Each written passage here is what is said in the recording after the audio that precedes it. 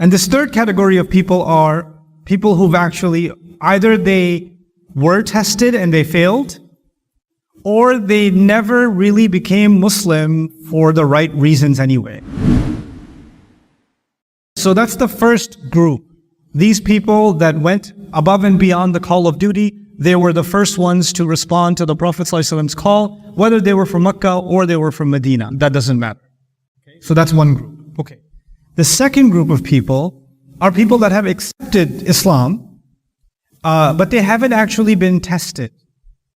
So it's not like they were tortured for becoming Muslim. It's not like they lost their home. It's not like they were kicked out of their home. They became Muslim because they think it's true, they believe it's true, and they accept it for sincerity. But put you in the same category as someone who's been tested and they still held on, right? So they are you can say, not yet tested. Not yet tested. And there's a famous saying in Arabic, سوف نرى إذ انجل الغبار أفرس تحتك أم حمار. Right? So we'll see soon, once the dust settles, were you riding on a stallion or were you riding on a donkey? Because if the dust is there, like, oh my God, there's a rider that came. When the ride settles, you're sitting on a donkey. Like this. Because the dust hasn't settled yet, right? So, and this you could say is a large population of Muslims who are in the middle. They're the middle category. They're not bad people, they just haven't been tested yet. Okay. Then there's a third category of people. And this third category of people are people who've actually, either they were tested and they failed, or they never really became Muslim for the right reasons anyway. They became Muslims because the Muslims were winning and they joined the winning party.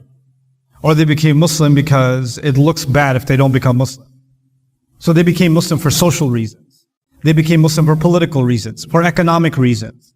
Or there were Muslims who were in the middle category, but when they were tested, they're like, this is too much, man. I can't do this. This is too extreme. We gotta go to war? I mean, I like the prayer thing. It sounds nice. The adhan is nice. But this whole Badr business? Now I gotta take all my savings and go to the battlefield? I don't know. So this third group the Quran calls the munafiqun, the hypocrites. Hypocrites, because now they're not, if you don't believe it anymore or you have a problem with it, come out and say it. They won't even come out and say it to your face. They'll say, no, of course we believe. Of course we believe. But actually, practically, they're starting to take steps backwards. They're being tested. So there's these three groups of people. Now, this is the important part. I want you to, what should I think about myself? What should you think about yourself? Should we think about ourselves in group A, or group B, or group C? It would be a problem if we saw ourselves in group A. Because that is what Allah advises us is, لا تزكوا أنفسكم هو أعلم بمن اتقى. Don't consider yourselves pure. Right? So I can't say I'm the true believer. Like that's too self-righteous. You understand? It's also problematic to just automatically assume yourself to be a munafiq. And yes, there's fear of being a munafiq, which is different from I believe I'm a munafiq. So let me separate. I'm afraid of being a hypocrite is a separate thing. I believe I'm a hypocrite is a separate thing. And if you believe you're a hypocrite and you accept that for yourself, that's a problem. That's a problem. But then there's the middle category. The middle category is being pulled in two different directions. Motivate them towards iman, and the hypocrites, the force is pulling them towards nifaq, and they're like, sometimes I kind of go this way and sometimes I kind of go that way and I'm kind of stuck in the middle. And you know what's really healthy for every Muslim to think? They're right in the middle. And these surahs, these 10 surahs from Surah Al-Hadid all the way to Surah Al-Tahrim, their primary audience, the main audience for these surahs is actually this middle category. They're being encouraged to become strong believers. And they're being warned, hey, by the way, don't fall into what? Hypocrisy. Don't go in that direction. And this issue of being allies or not allies is the exact same thing. These people in the middle, they might slip. They might fall towards some, the later category. Now, one last thing about that. None of these three categories are permanent. How many people here into fitness, exercise? Anything? Okay, a few, 3 of you. MashaAllah. The ummah is doing really well. If you were into exercise last year and then you stopped, do you remain the same, at the same level of ability, health, weight? Do you stay the same? Do you deteriorate immediately? It happens, right? But does it permanently mean that you're messed up now and then you can't go back? No, you can get serious again and you can make improvements again. But it's a constant struggle, isn't it? It's a constant struggle. Even students of language. When I was in high school in New York, I studied Spanish. And I was really good at Spanish. I used to work in a Spanish neighborhood selling shoes. And the customers there was a Spanish neighborhood, so everybody spoke Spanish. So I had no choice but to constantly speak Spanish. So I got pretty good. Then I stopped using it for a long time. And guess what happened to my Spanish? It starts dropping. You just start losing it more and more and more. I have some left, but it's not what it used to be at all. But if I started practicing again and started studying again, what would happen? I would improve again. What I'm saying is, just because you were a true believer doesn't mean you'll always stay there.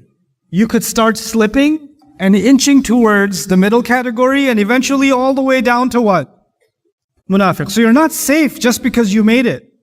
Just because you're healthy in terms of your iman, that doesn't mean you're safe. And if you're all the way down to even the level of munafiq, it doesn't mean that you can't turn around and start making improvements and head back towards iman. You could do that. There's hope for you.